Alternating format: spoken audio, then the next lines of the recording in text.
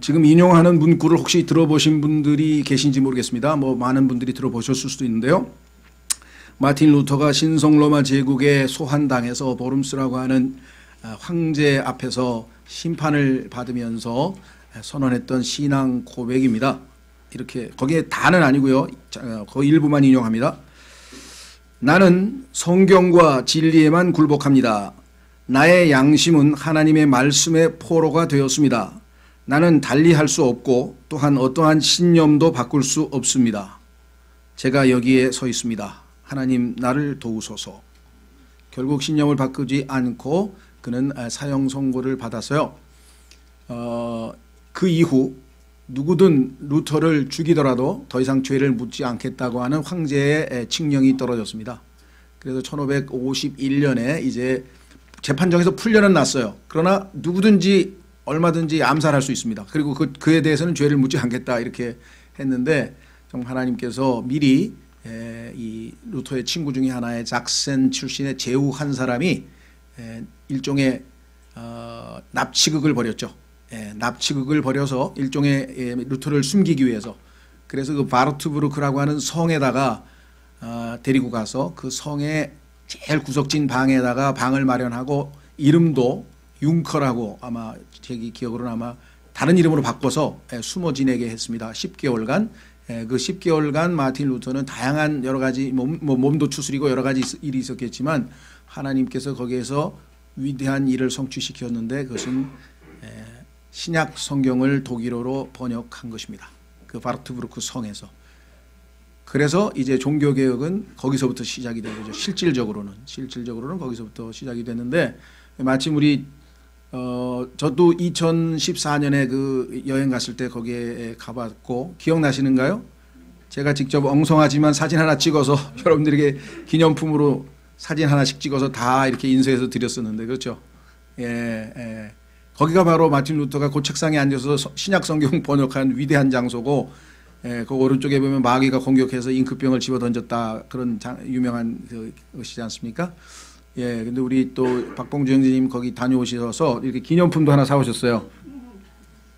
여기 바르트부르크 성이 성경 공부한 방이거든요. 혹시 못 보신 분이 있으시면 이거 한번 보시면 이따가 참 너무나 이 우리 기독교 역사에 있어서는 아주 중요한 장소죠. 이것과 더불어서 또 저 스코틀랜드의 에딘버러 성이라고 있죠. 스코틀랜드에 있는 그 에딘버러 성에 보면 맨 바깥에서 봐도 맨 꼭대기의 구석진 방에서 쫓기던 그 제임스 왕의 어머니가 거기서 아이를 낳고 하나님께서 거기에 숨겨둔 역사가 있는 곳입니다. 그래서 참 하나님께서는 특징이 구석진 방에서 일을 많이 하시더라고. 다락방에서 성령을 기다리고 그래서 너무 좋은 이렇게 호텔 같은데 말고요. 이 구로동의 지하의 구석진 방으로 들어오셔가지고 저 아침에 저기서 기도하시는 분들이 제일 은혜를 받으실 것 같아. 저 구석진 방에서 그렇죠? 하여간 자 그래서 이 위대한 선언을 마틴 루터의 종교 개혁이 이제 이틀 사흘 후에 있습니다. 자 오늘 주보로 가시면 제가 이렇게 기록했습니다. 사흘 후 10월 31일은 종교개혁 기념일입니다. 1517년 마틴 루터가 비텐베르크 예배당 정문에 95개조의 반박문을 게재한 날로 종교개혁이 공식적으로 시작된 날입니다. 이렇게 해서 뭐 기념행사가 어마어마했죠 작년에. 그런데요 사실은 저에게는 1517년보다도 16년이 더 의미 있는 해입니다. 왜냐 1516년에 하나님께서 당대 최고의 르네상스 즉 인문주의 학자인 에라스무스라고 하는 사람을 준비시키셔서 1000년 동안 가톨릭 교회가 사용해 오던 라틴 벌게이트 또는 불가타라고 하는 라틴어로 된 성서가 있었는데 가톨릭 성서가 있었는데 그 성서가 부패한 잘못된 성서라고 하는 것을 이 에라스무스라고 하는 분이 학문적으로 입증을 해서 만천하에 공개를 하고 그때 모든 당시에 이 유럽의 군주들이 자신들의 왕실 도서관을 무료로 개방해서 언제든지 와서 마음껏 이 열람하라고 이렇게 권한을 주었습니다. 그래서 그 모든 과정을 거쳐서 헬라어로, 자 이게 중요하죠. 왜냐하면 르네상스라고 하는 것은 고전으로 돌아간다고 하는데 이 고전의 옛 헬라어죠. 라틴어 이전의 그리스 문명, 헬라어로 된 그리스어죠. 헬라어로 된 신약 성경을 편집을 해서 한 권의 책으로 만들었습니다. 그것을 1521년에 마틴 루터가 독일어로 최초로 번역을 한 거예요. 그러니까 그 전까지만 해도 라틴어 이외에는 성서를 읽을 수도 없고 라틴어를 모르는 사람은 읽을 수도 없고 그리고 사제 이외에는 읽지도 못하게 하는, 그렇죠, 제사장들 즉 카톨릭 사제들만 읽도록 그렇게 허락해 된 그런 상황에서 이제 하나님께서 성경을 만천하에 공개적으로 누구든지 읽도록 하는 역사가 일어난 것이죠. 1516년에 준비가 되셨고 1517년에 종교개혁이 시작이 됐고 21년에 성경을 번역하셔서 그 마틴 루터의 성경에서 덴마크, 그다음에 뭐 화란, 네덜란드, 그다음에 크로아티아, 뭐 당대의 유럽의 20여 개의 국어로 스웨덴어를 포함해서 핀란드를 포함해서 성경이 이 마틴 루터의 독일어 성경에서 번역이 돼 나갔습니다. 그래서 본격적으로 성경이 보급되기 시작한 것이 바로 이 시점이라는 것을 여러분들이 기억하시고 그 장소가 바로 유명한 바르트브루크 성이다. 자, 그래서 종교개혁은 인류 역사의 흐름을 뒤바꾼 엄청난 사건으로, 왜 그렇습니까? 1000년 동안 성경이 닫혀 있었습니다. 하나님의 말씀이 빛인데요. 빛이 갇혀 있었으니까 그래서 중세 천년을 우리가 암흑시대라 이렇게 부르죠. 암흑시대에 드디어 하나님의 빛 되신 성경이 만천하에 보급되기 시작했으니 인류 역사가 뒤바뀐 것은 명확한 사실이죠. 종교개혁은 인류 역사의 흐름을 뒤바꾼 엄청난 사건으로, 자 여기에서 우리가 생각하는 것 영적인 관점 말고 사회적으로 정치적으로 경제적으로 봤을 때 다양한 형태의 좋은 영향력을 끼치기도 했습니다. 열매가 많이 있어요. 그거는 이제 또 다른 연구 분야고, 여기 보시면 로마 가톨릭이 분열되고 신성 로마 제국이 붕괴되고 민족 국가들이 탄생하고 가톨릭의 영향이 감소되고, 그리고 오늘날 공공교육, 지금 우리가 아는 것처럼 유치원, 초등학생, 중학교, 초등학교, 중학교, 고등학교 이렇게 제도화된 공공교육은 성경 교육으로부터 시작이 됐어요. 그 당시만 해도 아무도 성경을 읽지 못하게 했는데 성경을 가르치기 위해서 만들어진 그 교육 시스템이 현재 전 세계 어디에서나 있는 공공교육, 교육의 길이 열리게 된 것이 종교개혁의 또 열매입니다. 그뿐 아니라 자본주의, 막스 베버의 자본주의, 노동의 가치, 성경에 보니까 일하지 아니하는 자는 먹지도 말라. 그래서 이 노동이 얼마나 성경적으로 중요한 건지, 그래서 자본주의의 도입, 이런 모든 것들이 종교개혁의 열매고요. 이것 이외에도 더 분석하면은 종교개혁이 인류 역사를 바꾸는 대흐름이라고 하는, 역사의 반전이라고 하는 것은 뭐 그 누구도 부인할 수 없는 엄청난 일인데, 이런 긍정적인 결과가 있기는 있었습니다. 문제는 어디에 있느냐? 정작 중요한 진리, 즉 영적 개혁은 실패했다는 데 문제가 있어요. 영적 개혁은 실패했고 결국은 정치운동으로 변질되고 말았습니다. 왜냐하면 당시에 로마 카톨릭이 정치 권력으로 있었기 때문에 이 카톨릭의 부패에 저항하는 세력들, 저항 세력들이 신앙적인 관점이 아니라 정치 권력에서 벗어나서 자유를 얻기 위해서 이 종교개혁에 가담을 했기 때문에 실제적으로는 정치운동으로 나중에 변질이 돼서 30년 전쟁을 포함한 종교전쟁이 뒤이어서 엄청나게 발발하고 농민 반란, 뭐 사회가 혼란에 이르렀습니다. 그런 혼란들이 있었다는 겁니다. 그래서 그럼에도 불구하고 몇 가지 긍정적인 소중한 유산을 남겼습니다. 이 세 가지는 우리가 반드시 알아야 되고 또 잘 간직하고 지켜야 될 유산입니다. 그중 가장 중요한 것은 올바른 성경들이 번역되어 보존된 것입니다. 그런데 현 기독교계는 이 하나님이 주신 성경을 버리고 다시 가톨릭 성경으로 회귀하고 말았습니다. 하나님께서 중세 천년의 암흑시대를 마감하고 잘못된 성서를 버리게 하고 올바른 성경을 주셨는데 그 성경을 버리고 다시 옛날 성경으로 돌아가는 것이 지금 현재 여러분과 제가 살고 있는 이 라오디게아 교회의 시작이에요. 1881년에 킹제임스 성경 대신에, 그렇죠?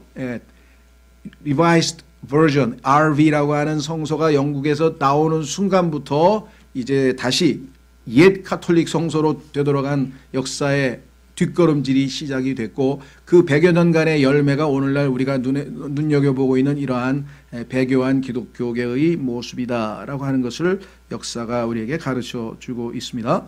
자, 그래서 너무 안타깝습니다. 그래서 지금 저희가 당시 웨스트민스터 신앙 고백에도 보면 킹제임스 성경에 대한 얘기가 나오고 가톨릭 성서가 잘못됐다는 얘기, 이런 모든 것들이 명확관화했는데 지금 거기에 대해서 지금 관심들이 없기 때문에 우리 이 사실을 알고 있는 우리가 나서서 이 문제를 좀 알리고 또 설명하고 해야 되겠다. 종교개혁 501주년을 맞이하는 이 시점에서 우리 민족이 하나님께서 주신 그 성경으로 돌아갈 수 있기를 간절히 기도합니다.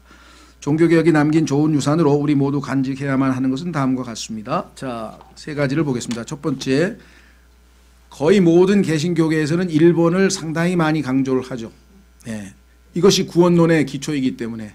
자, 그래서 우리는 믿음을 통해 은혜로 구원을 받는다는 교리를 이렇게 한문으로 요약해서 이신, 믿음에 의한 칭의, 의롭게 됨, 이렇게 해서 justification by faith라고 하는 교리가 이제 확립이 됐습니다.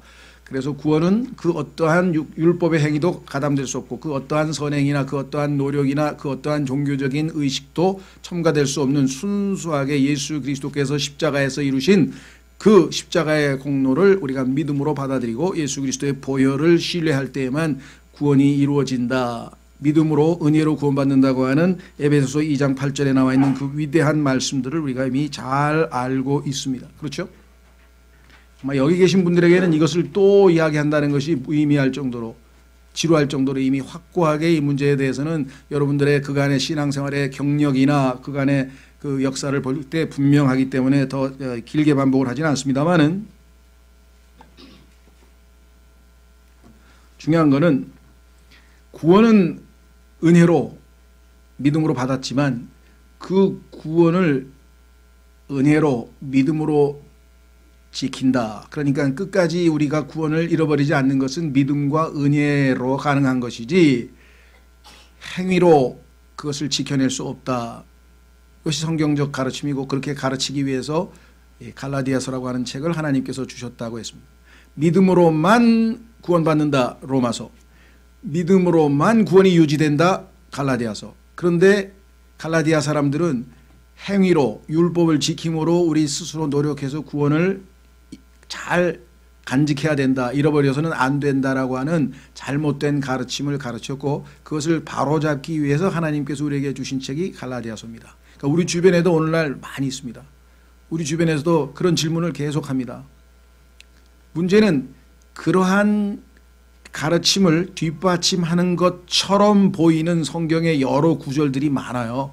히브리서 3장, 10장, 6장에도 있고요. 또 끝까지 견디는 자는 구원을 받으리라, 이런 우리에게 해당 안 되는, 즉 올바로 나누지 않으면, 잘못하면 그것만 읽으면 마치 맞는 것처럼 보이기 때문에 많이 사람들에게 미혹을 당하죠. 사람들이. 그래서 하나님께서는 올바르게 나누어서 성경을, 진리의 말씀들을 공부하라, 이렇게 성경의 말씀을 했기 때문에 우리는 구원도 은혜로 믿음으로 받지만 그 이후에 구원이 유지될 수 있는 것도 역시 믿음으로 은혜로 가능한 것이지 우리가 행위를 통해서 끝까지 지키는 것은 아니다. 그러면 거기에 또 다른 소위 말하면 반대급부로, 그럼 뭐 구원받으면 그 다음에 뭐 마음대로 살아도 되는 거네, 무슨 짓을 해도 하늘나라 가는 거네, 그 자체가 틀린 말은 아니에요. 그런데 구원을 진정으로 받은 사람은 그런 말을 안 하죠. 당연히. 왜? 내가 구원받은 것이 얼마나 큰 은혜고 얼마나 감사한 일인데 하나님을 기쁘시기 위해서 하나님 뜻대로 살고자 하는 마음이 생겨야 정상이지, 아 이제 하늘나라는 따놓은 당상이니까 이제 내 맘대로 한번 좀 살아봐야 되겠다 라고 말하는 사람들은 잘못된 것이고 하나님께서는 그와 같은 생각을 금하신다고 로마서 3장에 로마서 6장에 미리 벌써 하나님께서 써놓으셨어요. 왜? 마귀가 그런 속삭임으로 많은 사람들을 또 속일 것이기 때문에 그렇습니다. 그래서 자, 율법의 행위로는 의롭다 함을 얻을 수 없으나 구원을 은혜로 믿음으로 받은 사람은 믿음의 행위를 통해서 하나님을 영광스럽게 한다. 그 믿음의 행위는 우리 안에 들어오셔서 하나님께서 행하시는 행위라고 성경에 기록되어 있습니다. 우리 안에 들어오신 그리스도께서 우리를 통해서 올바른 의로운 행위를 통해서 하나님을 영화롭게 하신다. 이 사실을 또 놓치시면 안 됩니다. 그래서 율법 무용론이라고 하는 또 극단주의 사상, 그러니까 이제 마음대로 살아도 된다라고 하는 잘못된 가르침이 또 있습니다. 그 이외에도 지금 미국에서 이 문제되고 있는 것이 easy believism이라는 게 있는데, easy believism이라고 하는 것은 너무나 쉽게 믿어서, 그러니까 진정한 회개도 없이 정말 내가 죄인이구나, 내가 예수님 안 믿으면 영원한 형벌을 받는구나, 이런 찔림이나 깨우침도 없이 그냥 믿으면 돼요. 그래서 그래 믿을게. 구원 받은 거네요. 이런 걸 easy believism이라고. 근데 이런 걸 통해서 마음에 전혀 찔림도 없고 변화도 없는 사람들이 다 그냥 머리로만 믿은 걸로 착각하게 만드는, 이렇게 또 잘못된 복음이 미국에서 유행하고 있고, 또 하나는 또 반대로 갑니다. 그것은 뭐냐? 믿음으로 은혜로 구원받은 사람들은 예수님을 구원자로만 알고 있는 것이다. 근데 예수님은 주님이시며 구원자이시기 때문에 예수님을 주인으로 모셔서 변화된 삶의 증거를 보이지 못하면 그것은 구원받지 못한 것이다. 이것을 또 Lordship Salvation이라고 그래요. 주님 되시는 구원, 이래서 성경을 자꾸만 어렵게 만드시는 분들이 있어요. 그래서 우리가 정확하게 믿음으로 은혜로 구원을 받고 우리 안에 그리스도께서 내 안에 들어오셔서 그 주님께서 우리를 통해서 선한 열매로 의로운 행위로 하나님을 영화롭게 하는 것이 성경적 구원론의 핵심이다. 또 기회가 되면 공부하겠습니다만은 그것이 오늘날 우리가 지켜야 될 것이고요. 두 번째, 그래서 이 마틴 루터는 로마서 주석과 갈라디아서 주석이 지금 잘 나와 있는데 거기에 대해서 이 문제를 상당히 아주 치열하게 잘 정리를 했습니다. 두 번째 우리가 붙들어야 된 교리는, 여기 또 문제가 많습니다. 무슨 소리냐? 만인 제사장 교리의 확립. 만인, 모든 사람이 다 제사장이다. 물론 여기서 구원받은 사람을 얘기합니다. 구원 안 받은 사람이 아니라 구원을 받았다면 그들은 모두 다 제사장이다. 제사장 계급이 따로 있는 것이 아니다. 왜 이런 이야기가 나왔을까? 그것은 여러분도 잘 아시다시피 구약에서는 당연히 제사장 계급이 따로 있었습니다. 그렇죠? 레위지파가 있었고 그 레위지파 중에서도 아론의 가문만이 제사장을 하도록 하나님께서 제안해 놓으셨습니다. 그래서 하나님 앞에 나아갈 때는 아무나 막 가는 게 아니라 반드시 제사장을 통해서 갈 수 있도록 중재자 역할을 하는 것이 제사장이었는데, 예수 그리스도께서 십자가에서 죽으시면서 자신의 육체를 상징하는 지성소와 성소를 가로막고 있는 휘장이 위에서부터 아래로부터 찢기면서 하나님 앞에 들어갈 수 있는 길이 열렸고, 예수 그리스도를 믿고 구원받은 하나님의 자녀는 다 영적인 제사장이 되어서 하나님 앞에 언제든지 단독으로, 그 누구도 거치지 않고 단독으로 하나님 앞에 나아가 경배할 수 있고, 하나님 앞에 기도할 수 있고, 하나님의 말씀을 읽을 수 있고 해석할 수 있고, 이러한 모든 것들이 주어지는 것이죠. 그렇죠? 그래서 이게 만인 제사장이다, 이렇게 성경에 나와 있습니다. 더 구체적으로 얘기하자면 하나님 앞에 우리가 제사장은 제물을 하나님 앞에 드리는데, 우리는 과거의 제사장처럼 짐승을 죽여서 그 짐승을 죽인 것을 태워서 번제물, 화목제물 이렇게 드리는 것이 아니라, 우리는 우리 자신을, 살아있는 우리를 살아있는 희생물, 산 희생물로 우리 몸을 하나님 앞에 바치는 것을 우리가 헌신이라고 하고, 그것을 우리는 영적 희생물이라고 한다. 뿐만 아니라 하나님께서는 여러분과 제가 입술로 하나님 앞에 감사합니다 라고 하는 것을 찬양의 희생이라 그랬어요. 과거에는 희생제물이 짐승이었죠. 그런데 지금은 여러분과 제가 입술로 하나님 앞에 감사합니다 할 때 그것을 하나님께서 찬양의 희생물로 받아주신다라고 히브리서에 기록되어 있고, 그 다음에 선을 행하는 것, 예수님께서 나를 통해서 선을 행하려면 어떻게 됩니까? 내가 내 자신을 희생시켜야죠. 내 자신을 부인하고 예수님께서 나를 통해서 선을 행하시려면 내가 손해보지 않으면, 내가 나를 내려놓고 부인하지 아니하면 예수님께서 나를 통해서 역사하실 수가 없죠. 그래서 그것 역시 하나님께서 기뻐 받으시는 희생물, 또 우리의 물질을 희생하고 나를 위해서 안 쓰고 그것을 하나님의 선교에, 하나님의 사역에 드릴 때 그것도 하나님께서 매우 기뻐하시는 하나님 앞에 향기로운 냄새라고 성경에 기록했다. 이와 같은 영적인 희생물들을 하나님 앞에 드리는 영적 제사장으로 우리가 쓰임받게 되고, 매일매일의 삶에서 우리는 지금 현재 제사장의 역할을 지금 수행하고 있습니다. 그런데 형제회를 비롯해서 일부 교회들에서는 교회에서 어떤 형제가 성경을 책임지고 가르치고 설교하는 것, 그것이 만인 제사장 제도에 어긋난다고 생각을 하세요. 누구든지 다 만인 제사장인데 왜 혼자 제사장 노릇하냐. 그런데 제가 지금 제사장 노릇하는 게 아니라, 제사장은 아까도 얘기했잖아요. 하나님 앞에 우리의 몸을 산이생물로 드리고, 그렇죠? 그 다음에 선을 행하는 것이고, 입술로 하나님 앞에 감사를 드려서 찬양의 희생을 드리는 것이고, 물질로 하나님 앞에 우리 향기로운 냄새를 드리는 것이고, 또 복음을 전해서 이방인들을 하나님 앞에 바치는 것이고, 이 5가지를 영적 제물이라고 그랬지, 성경을 누가 가르치는 것이 하나님 앞에 드리는 제사장의 임무가 아니에요. 성경을 가르치고 설교하는 것은 하나님께서 주신 은사에 따라서 그 사람이 그러한 은사를 가지고 있기 때문에 그 역할만 하는 뿐이라고 성경에서 말씀했죠. 그렇죠. 그러니까 이거를 오해를 해서 혼자서만 성경을 가르치는 것은 만인 제사장 제도에 어긋난다는 가르침이 지금 의외로 많이 사람들에게 알려져 있어요. 왜 혼자만, 당신 왜 만인 제사장이, 나도 제사장이야. 그러니까 제사장이면 아까 그 5가지 일을 하면 되잖아요. 근데 그 5가지 일을 안 하고 나와서 성경을 가르치고 뭔가를 공적인 장소에서 할 때 그거를 제사장이 하는 것처럼 착각을 한 거죠.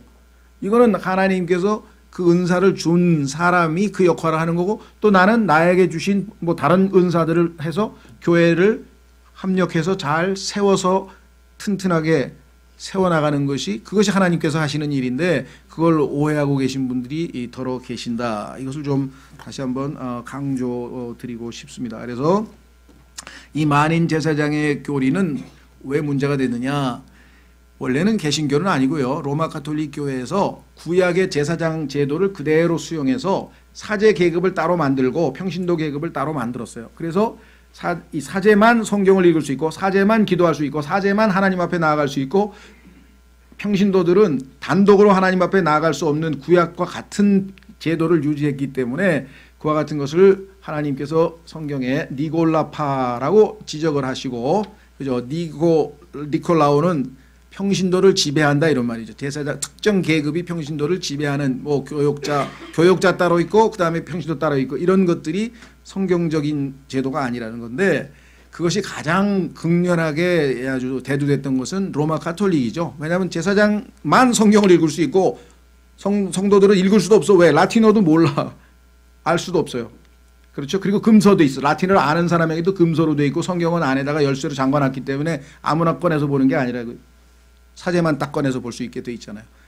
이런 제도에 대해서 성경에서 하나님께서 강력하게 비판하시고 그 교리를 나도 미워한다 하셨는데, 개신교 일부, 아까도 말씀드렸습니다만 영적 개혁에 실패해서 그대로 유지하고 있는 그런 제도를 유지해서, 예를 들면 뭐 가운을 입는다든가 특별히 자꾸만 교육자를 어떻게 구분하려고 하는 그런 게 여전히 좀 남아있죠. 가톨릭처럼 그렇게 극심하진 않아도 그런 게 남아있기 때문에 우리가 이제 그런 것들을 좀 잘 분별해서 걷어내서 성경적으로 누구든지 하나님 앞에 마음껏 기도하고, 마음껏 경배하고, 마음껏 하나님께 감사, 찬양의 희생을 드리고, 이렇게 해서 만인 제사장으로서의 모든 역할을 우리가 충실히 수행하자. 이것이 이제 종교개혁에서 우리가 받은 2번째 유산을 우리가 잘 간직하고 또 실천하는 것입니다.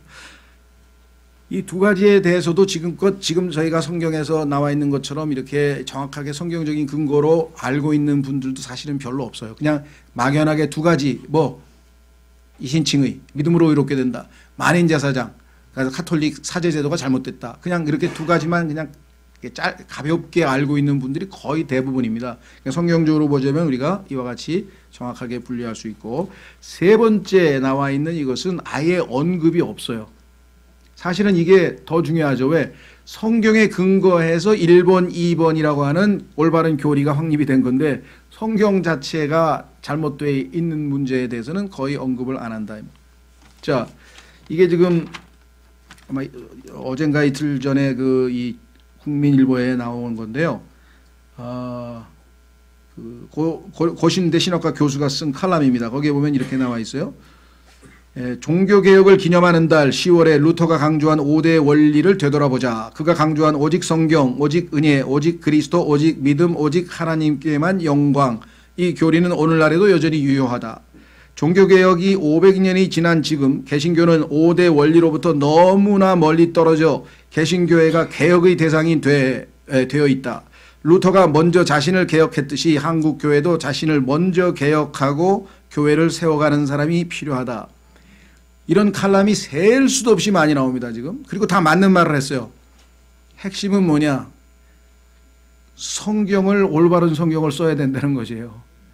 종교개혁자들을 통해서 하나님께서 주신 그 올바른 성경을 가지고 나서야 비로소 나머지 여기에 나와 있는 나머지 교리들도 세워나갈 수 있다는 것이죠.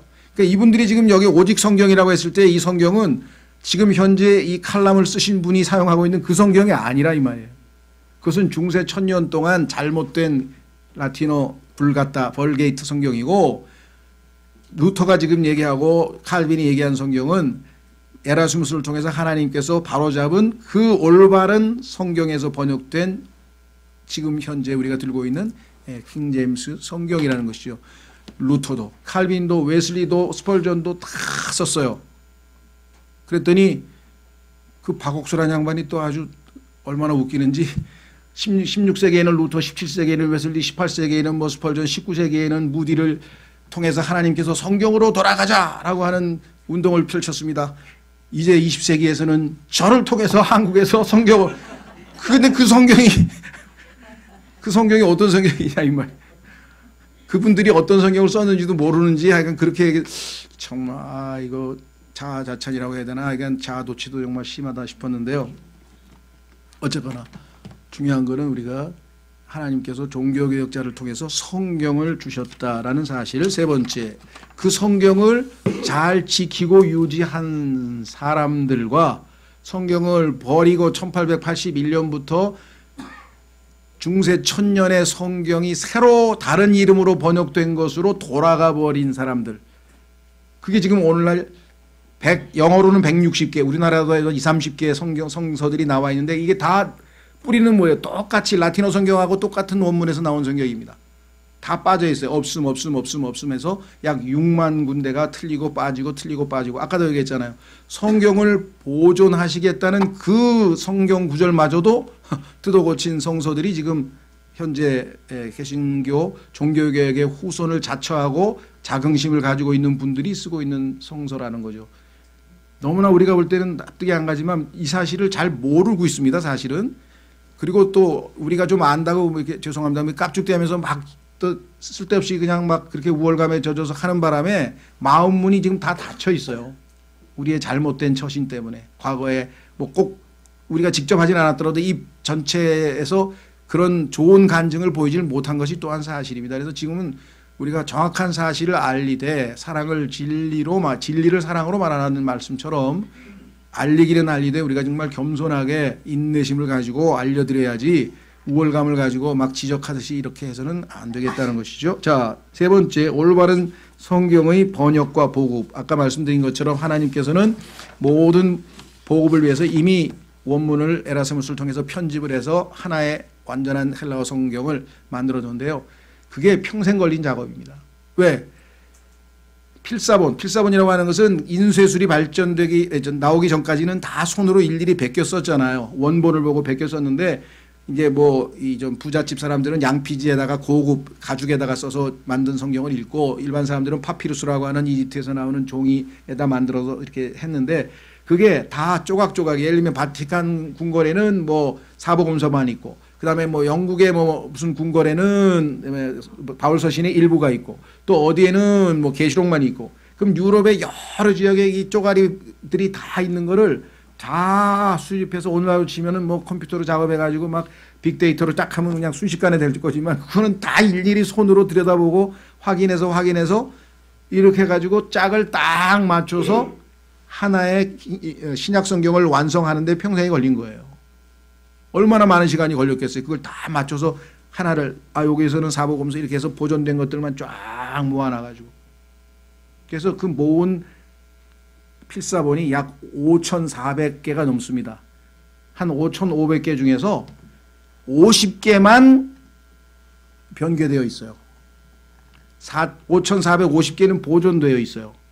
그러니까 5,450개 보존된 정확한 성경에서 킹제임스 성경이 나왔기 때문에 다수 필사본이라고 그러고 이게 50개밖에 안 되는 사기를 문서 위조를 그렇게 쉽게 할 수는 없잖아요. 그러니까 약 50여 개 정도 되는 거기에서 나온 것이 지금 소위 말하면 중세 천년의 라틴 벌게이트고 오늘날 우리 개신교들이 다 보는 뭐 NIV라든가 뭐 개혁성경이나 다 똑같아요. 뿌리가 딱 2개밖에 없어요. 보존되어 있는 하나님은 보존시키겠다고 지금 분명히 시편에서 약속하셨잖아요. 그 보존되어 있는 성경을 읽자는데 뭐 잘못된 건 없죠. 그렇죠? 변개된 것은 약 50개밖에 안 됩니다. 이것을 소수 필사본이라고 그래요. 소수 필사본. 근데 이것이 더 낫다고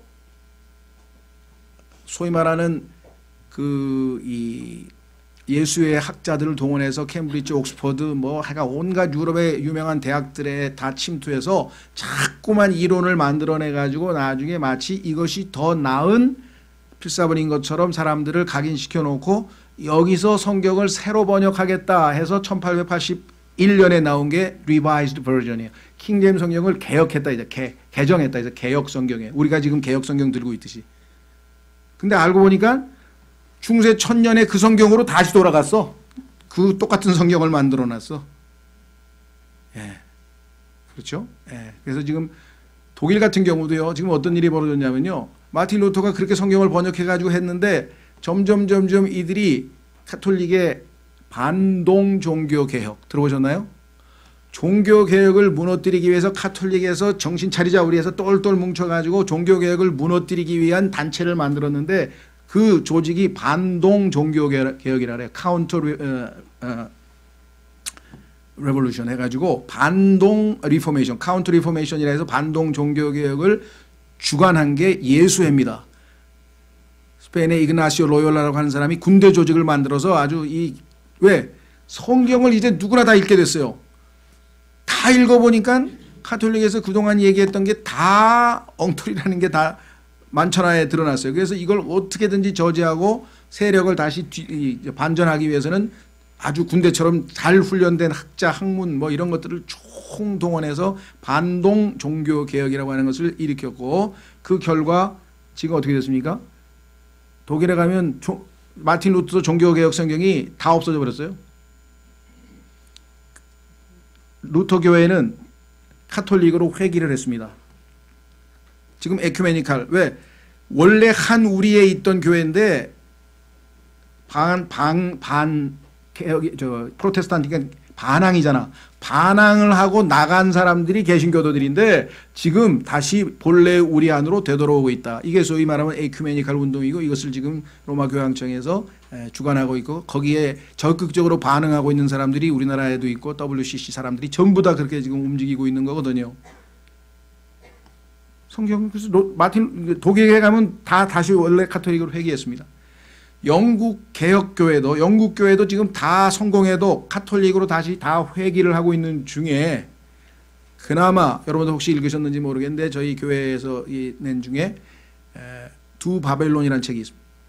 두 바벨론이라고 하는 책을 쓴 알렉산더 히슬롭이라고 하는 영국 목사가 영국 교회가 카톨릭으로 회귀하는 것을 막기 위해서 평생을 걸쳐서 그 책 한 권을 쓴 거예요. 자료를 전 세계 모든 종교의 자료를 다 모았습니다. 아주 뭐 역작 중에 역작이죠. 두 바벨론. 그래서 우리는 다시 바벨론으로 복귀할 수 없다. 그게 영국 교회를 지켜내기 위해서 자신의 인생을 바친 사람이 그 알렉산더 히슬롭이라고 하는 사람이고 그게 두 바벨론인데 그나마 영국이 지금 영국의 성공의 앵글리칸 처치는 출발은 여러분 잘 아시는 헨리 8세라고 하는 사람이 이혼을 하고 싶은데 교황이 허락을 안 해주는 거예요. 당시에는 교황의 허락 없이는 이혼을 못합니다. 왜? 황제가 신성 로마 제국을 포함해서 모든 유럽의 왕들은 교황이 다 임명하게 돼 있거든요. 그 교황이 허락을 안 하면 못해요. 그러니까 내가 왜 교황 밑에서 교황의 허락을 받아야 되느냐고 교황 밑에서 영국 교회를 따로 떼어내서 영국 교회를 만들고 그걸 앵글리칸 처치라고 했고 자기가 수장이 돼서 영국 교회의 주인이 돼버린 거예요. 그런데 그 영국 교회가 종교개혁으로 인해서 어느 정도 개혁이 되어 가다가 다시 카톨릭으로 회귀하려고 하니까 그때 이 책을 쓰고 많은 분들이 참 하나님의 일꾼으로 쓰임받아서 둘로 쪼개졌어요. 그래서 하나는 하이처치라고 하는데 하이처치는 완전히 카톨릭으로 다시 돌아갔고 로 처치는 그나마 개신교에 지금 남아 있습니다. 그래서 우리나라에 있는 여기 성공회라고 하는 것은 그래도 로 처치의 개신교 쪽에 속한 것이에요. 그래서 여러분 잘 아시는 뭐 이 RA 토레라든가 대청도 신부라든가 이런 분들이 아직도 그나마 복음 진영에, 복음주의 진영에 남아 있는 것이죠. 그래서 이런 모든 과정에서 제일 핵심적인 것은 성경의 번역과 보급이다. 자, 읽고 마치겠습니다. 자, 첫 번째 고린도후서 2장 17절 가시면 이미 바울 시대의 성경을 부패시키는 자들이 있었다라고 성경에 나와 있습니다.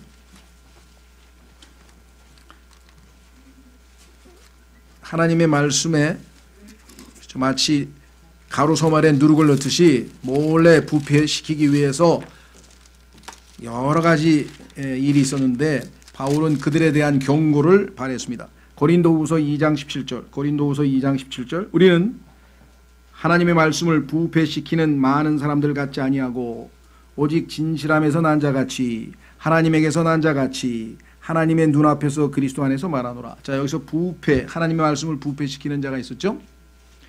성경에 따르면 부패의 원조는 마귀입니다. 이 부패라는 단어 corrupt, 성경에 보니까 에스겔서 28장에서 하나님께서 주신 지혜를, 하나님의 지혜를 부패시킨 장본인으로 마귀가 등장하죠. 모든 부패의 원인은 마귀입니다. 특히 하나님의 말씀을 부패시켰다는 것은 심각한 일이죠.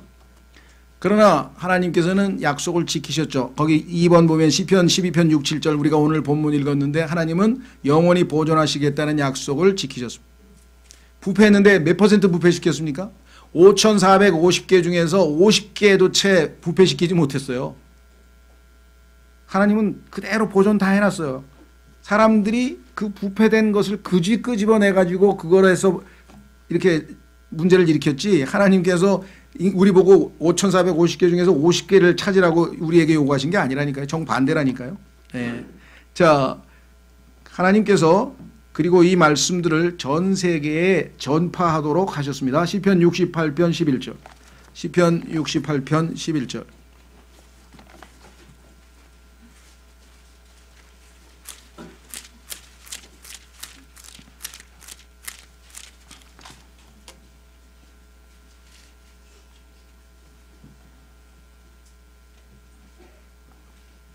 시편 68편 11절에 주께서 말씀을 주시니 그것을 전파한 자들의 무리가 컸도다. 전파라고 하는 게 우리가 번역을 할 때 보면 이제 말씀을 전파한다, 너희는 말씀을 전파하라 또는 선포하라 했을 때는 이제 preach란 말 쓰는데 여기서는 전파가 영어로 얘기하면 publish입니다. publish. 오늘날 용어로 하면 출판이에요. 출판. 그렇죠? 네, publishing 컴퍼니 출판. 그러니까 하나님의 말씀은 단순히 전파되는 게 중요한 게 아니라 기록된 형태로, 출판의 형태로 번역이 돼서 많은 사람들에게 알려지도록 하나님께서 하셨는데 그 무리가 크다 그랬어요. Great. 얼마나 많습니까? 전 세계에 이 성경이 안 들어간 데가 없이 다 들어갔죠. 그렇죠? 어마어마하게 많은 무리들이 있었죠. 예. 그래서 우리는 오늘날 우리 손에도 지금 올바른 성경이 들려있게 된 것입니다. 자, 지금 제가 말씀드린 것처럼 간단하게 정리를 하면 처음에 구원받은 이후에 하나님께서 성경을 완성해서 AD 100년경에 이제 완전하게 주어진 성경이 있었고 그 성경이 예를 들면 중동의 여러 몇몇 예를 들면 고디거라든가 또 시리아어라든가 이런 나라 말로 번역이 돼서 이제 퍼져나가다가 아시다시피 교회가 박해 시대 약 300년간의 박해 시대를 잘 견뎌냈는데 그 박해 이후에 문제가 생겼죠. 박해가 끝나고 나니까 어떻게 됐습니까? 사람이 느슨해질 거 아니에요. 그래서 세상의 손길에 유혹에 빨려 들어갑니다. 그래서 그걸 버가모라 그러는데 버가모란 말은 much marriage.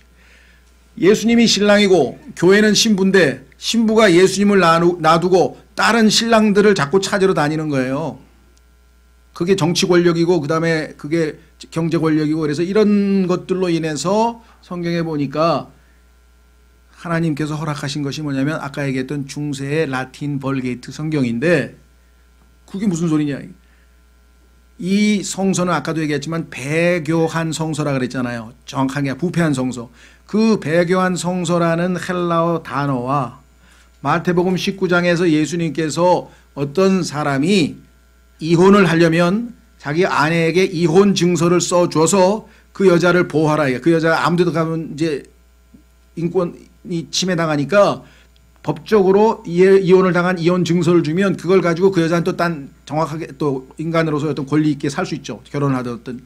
그래서 너희가 그렇게 아내를 마음대로 버리고 막 죽이고 숨기고 막 못된 짓을 할까봐 하나님께서는 반드시 이혼 증서를 써서 주라 그랬어요. 그리고 내보내라. 이거는 하나님의 직접적인 뜻이 아니라 허락하신 뜻이에요. 하도 악하게 구니까 허락을 해줬는데 그때 그 이혼 증서라는 단어가 헬라어로 배교한 성소라고 하는 것과 똑같아요. 비블리온 아포스타시온 똑같아. 그게 우연의 일치일까요? 그래서 배교한 성소가 1000년 중세 동안에 주어진 거예요. 그런데 하나님께서 긍휼을 베푸셔서 다시 신부를 마음을 다시 주님 품으로 돌이켜서 회개하고 돌아오도록 하기 위해서 처음부터 해야 될 게 뭐겠어요? 이혼 증서가 아닌 하나님의 약속의 증서, 그죠? 하나님의 말씀을 다시 회복시켜 주셔야 되는 거잖아요. 그 역사의 반전이 일어나는 겁니다. 그래서 하나님은 모든 일을 자신의 말씀을 근거로 해서 성경에 지금 하늘과 땅과 별과 우리가 보는 이 모든 우주 만물이 하나님이 창조하셨다. 어떻게 알아요? 네? 하나님의 말씀에 써있기 때문에 믿음으로 안다. 믿음으로 깨닫는다고 히브리서 11장에 써있잖아요. 우주 만물이 창조된 걸 우리가 어떻게 합니까? 하나님께서 성경에 기록했는데 믿었더니 깨달아졌다 얘기야. 맞네. 하나님이 창조하신 거 맞네. 그것 이외에 방법이 없다 이 말이죠. 그래서 하나님께서는 이 말씀을 죄송한 마지막 구절이라고 안 그랬나요? 진짜 마지막 구절 138편 2절 이게 이제 하나님이 성경을 대하시는 자세예요. 그러니까 여러분과 제가 배워야 할 자세가 바로 이겁니다. 시편 138편 2절 시편 138편 2절 여러분 어떠세요? 이건 무거워서 그냥 지금 다 저기다 놔두고 다니시죠? 예. 물론 집에도 하나 있으면 다행이에요. 집에도 하나 있고 여기도 있으면 괜찮아요.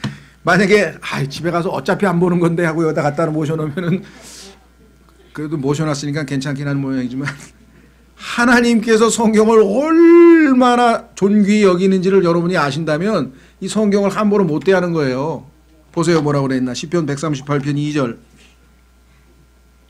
내가 주의 거룩한 전을 향해 경배하며 주의 인자하심과 주의 진리로 인하여 주의 이름을 찬양하리니 주께서 주의 말씀을 주의 모든 이름 위로 크게 하셨나이다. 자, 주의 말씀이라고 하는 단어는 성경에서 세 가지 종류로 나옵니다. WORD 할 때 W가 대문자일 때에는 예수님의 이름이에요. 예수님의 타이틀, 예수님의 칭호 가운데가 하나님의 말씀이신 예수님. 그 다음에 소문자로 WORD 할 때에는 집합명사예요. 성경, 하나님의 말씀, 성경책, 성경 전체, 하나님의 말씀. 그게 지금 시편에 나온 것이고요. 하나님의 말씀들하고 WORDS가 붙으면 단어 한 단어 한 단어 하나님의 말씀들 이렇게 되는 거예요. 여기서 지금 성경, 하나님께서 이 성경을 자신의 모든 이름들보다 더 크게 하셨다. 느헤미야 9장 5절에 보면 하나님께서 하나님의 이름을 가장 크게 하셨다 그랬는데 그 하나님의 이름들 위에 하나님의 성경을 올려놓으실 정도로 하나님께서 성경을 평가하시고 소중히 여기시는 거예요. 천지는 없어지더라도 없어지지 않는 게 하나님의 말씀이고 하늘에 이미 다 정착되어 있는 것이 하나님의 말씀이고 영원토록 이 말씀이 여러분과 제가 영원히 읽고 묵상하고 배우고 할 하나님의 말씀이라는 거죠. 그러니까 여러분 인생에 있어서 가장 의미 있고 가장 행복하고 가장 위대한 순간이 뭐예요? 하나님의 이 위대한 말씀을 펼쳐들고 읽고 묵상하고 암송하고 듣고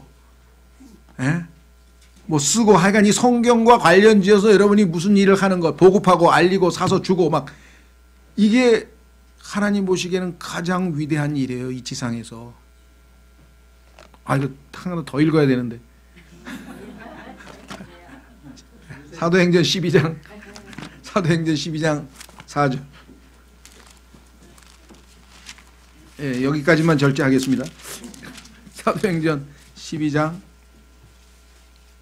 제가 4절이라 했나요? 24절 죄송합니다. 하나님의 말씀은요, 생명이 있는 말씀이기 때문에 가만히 있는 말씀이 아니에요. 자, 보십시오. 그러나 하나님의 말씀은 자라고, 우리의 생명이 자라듯이 우리 안에서 자라납니다. grow. 그 다음에 뭐야? 크게 불어나더라. multiplied.